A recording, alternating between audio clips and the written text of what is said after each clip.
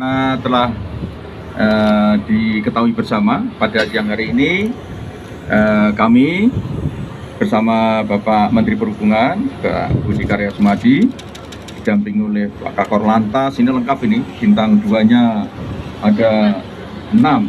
Ini baru kali ini kita turun ke lapangan bertabur bintang. Dan juga dari Pak Gubernur, ada juga dari Wali Kota Cilegon, ada lengkap ya yang hadir di sini. Pada pertemuan ini kita melakukan evaluasi tengah jalan karena libur Nataru ini juga sudah berjalan tetapi belum berakhir, dan apa saja yang harus kita benahi. Kesimpulannya bahwa kondisinya masih baik-baik saja. Untuk wilayah penyeberangan Merak Bakahuni ini ada yang perlu kita waspadai. Pertama yaitu perubahan cuaca yang itu akan berakibat dengan masalah gelombang pasang surutnya. Kemudian yang kedua aktivitas anak Krakatau. Tetapi berdasarkan penjelasan dari BMKG, anak Krakatau sekarang sedang tidak beraktivitas. Kemudian yang perlu mendapatkan perhatian tentu saja adalah perubahan cuaca yang itu berakibat pada kemungkinan naik pasang surutnya ombak yang itu akan mengganggu penyeberangan. Kemudian mengenai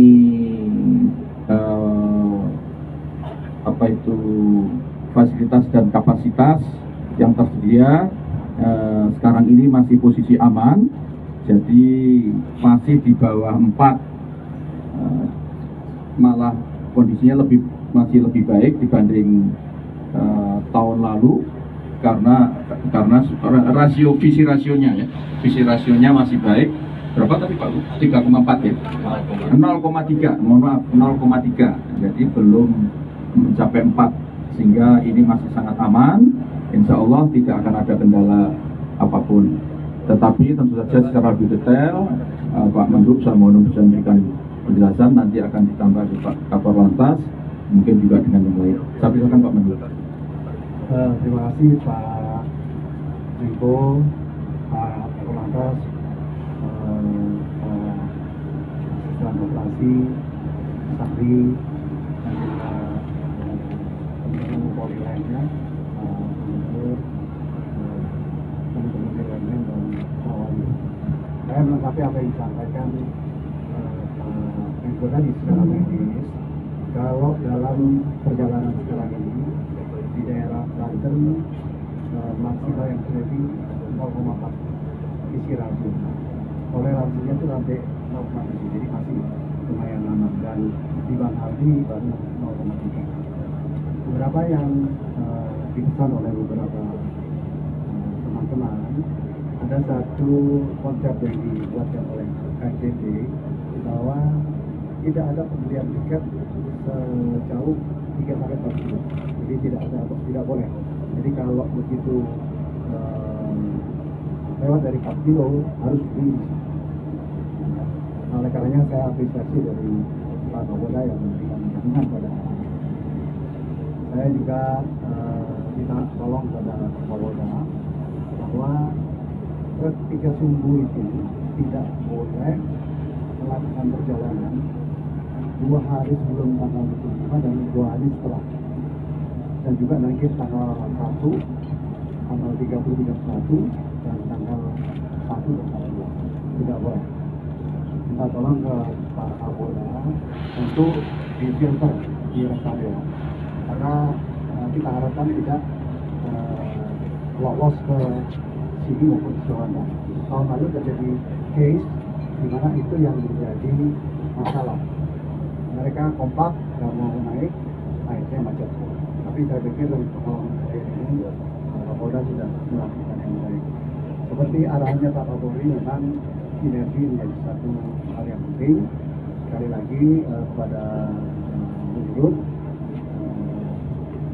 anomali cuaca tolong menjadi perhatian. Dan saya sekali lagi terima kasih pada tim polisian, Pak Gubernur yang memberikan dukungan kepada kami, dan tentu Pak Wali Kota dan teman-teman yang bekerja kasih. Wassalamualaikum warahmatullahi wabarakatuh. Waalaikumsalam. Ada pertanyaan silakan. Atau Pak Kakor Lantas ingin menambah? Silakan. Baik, terima kasih. Assalamualaikum warahmatullahi wabarakatuh. Pak Menko, Pak Menteri, dan hadirin sekalian.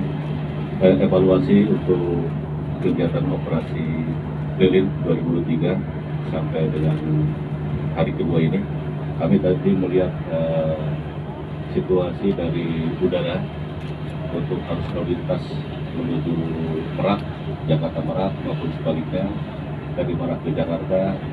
Jadi masih kita lihat masih normal. Ya. Kami lihat angka di gerbang tol Cikupani masih di bawah 3.000.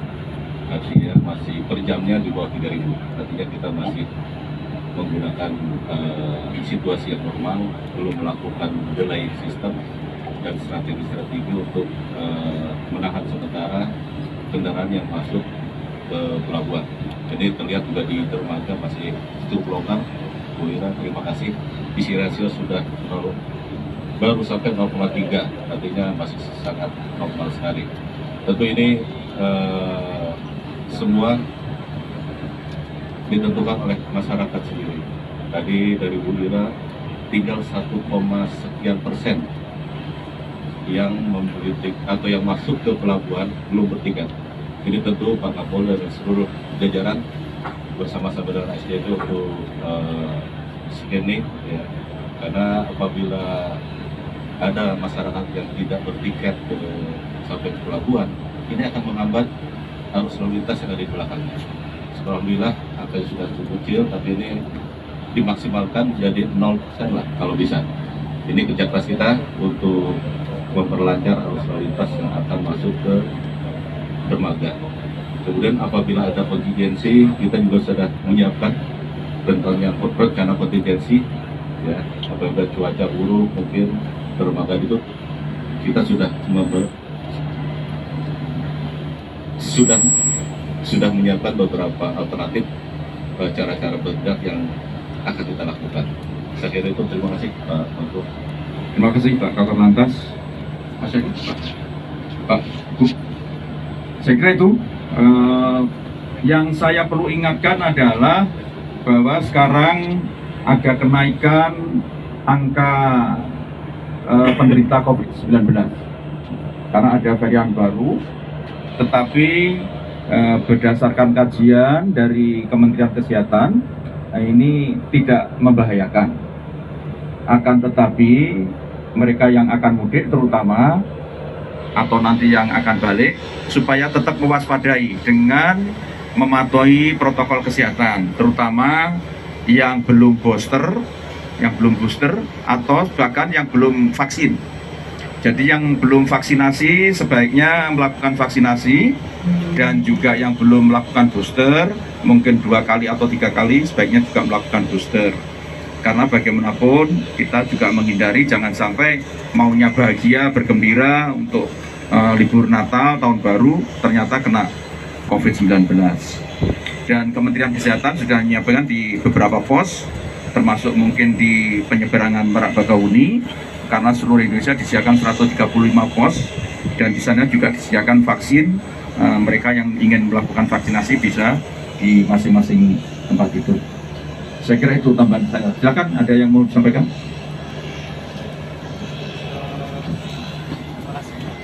Saya Yandi dari liputan6.com.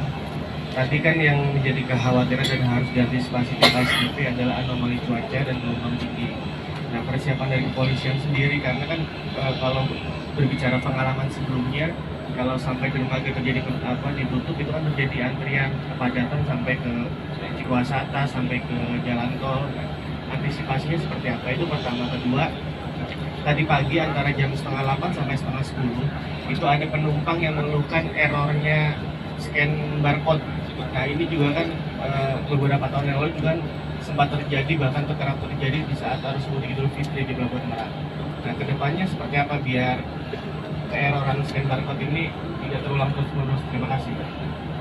Silakan Pak Kakor. Baik, terima kasih. Apabila kita ada anomali cuaca dan sebagainya sampai pelabuhan ditutup, itu sudah kita siapkan beberapa rencana, ya, termasuk rencana kontingensi. Yang pertama, kita akan berkoordinasi dengan ASDP untuk menghentikan penjualan tiket, itu yang terpenting, sehingga tidak ada penumpukan. Kemudian yang kedua, kita sudah menyiapkan beberapa area parkir, ya, untuk buffer zone. Ada di Cikuasa Atas, kemudian exit tol Merak, ini sudah disiapkan kurang lebih 1 hektar, ya. 1 hektar sudah disiapkan oleh ASDP. Kemudian kita juga akan melakukan drain system, ya, di beberapa titik rest area. Ini untuk mengatur arus masuk ke pelabuhan.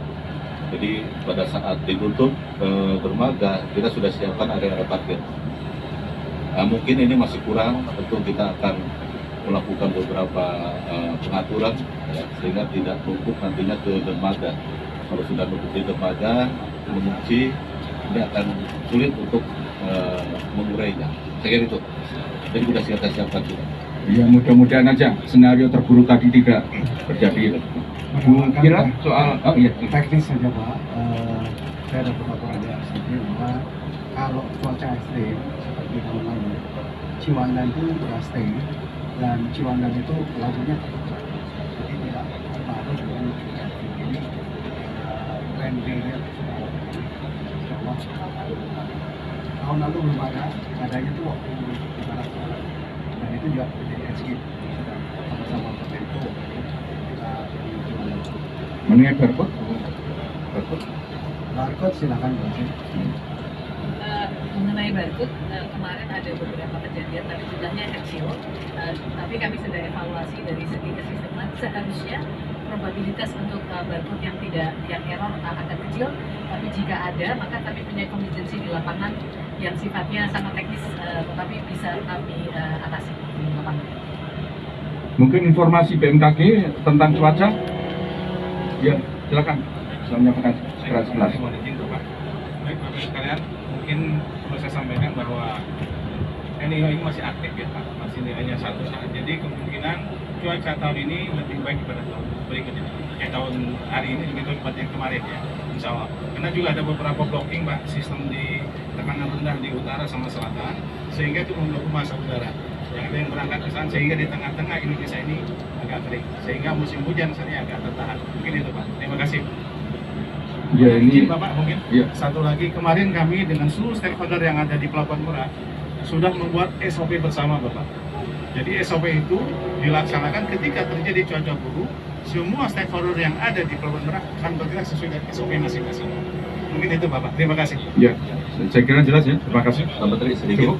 Ya. Sedikit ini Pak Menko dari Pak Wakil. Pak Wakil. Terima kasih Bapak Menko dan Pak Menteri.